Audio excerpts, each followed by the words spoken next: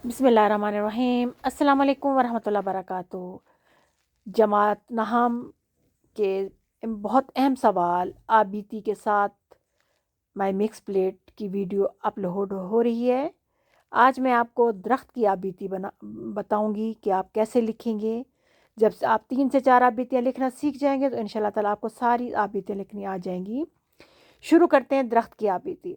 मुझसे मिलिए, मैं हूँ एक पीपल का बोसीदा दरख्त। आप कोई भी नाम लिख सकते हैं दरख्त का, क्योंकि ये बड़े पुराने दरख्त होते हैं। इसलिए पहले पहल में एक बेमसरफ बीज था, यानी मेरा कोई इस्तेमाल ही नहीं था।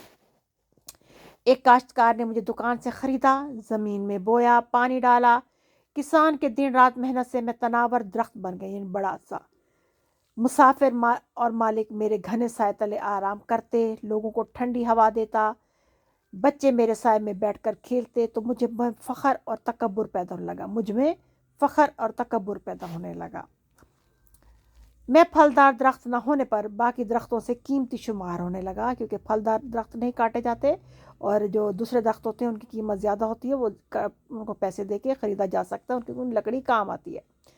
मगर हर अरूज को ज़वाल होता है। वक्त के साथ साथ शाखें और पत्ते सूखने लगे, साया कम होते होते हो गया।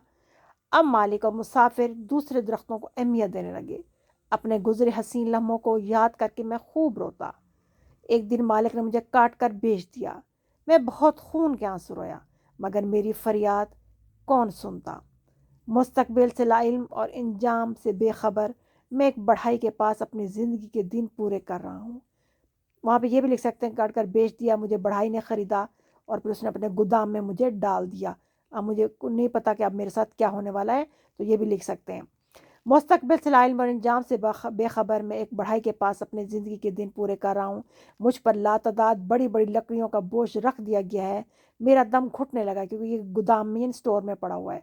दिनों को याद करके मैं इबरत हासिल करता हूँ। याद माजी अजाब है या रब, छीन ले मुझसे हाफजा मेरा। याद माजी अजाब है या रब, छीन ले मुझसे हाफजा मेरा।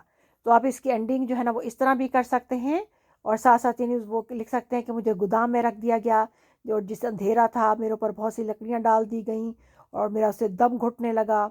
जो है ना इस तरह मेरा अंजाम बहुत बुरा हुआ, और मैं अपने बीते हुए दिनों को याद करके बहुत इबरत हासिल करता हूँ कि काश मैं फ़ख्र और गरूर ना करता तो मेरे साथ मेरा अंजाम ये ना होता। तो इस तरह ये दरख्त की आबीती है कि किस तरह एक दरख्त छोटा होता है, बड़ा होता है, और फिर किसके काम आता है, और फिर उसके बाद उसका इंजाम क्या होता है। उम्मीद है आपको ये अच्छी तरह समझ आ गई होगी।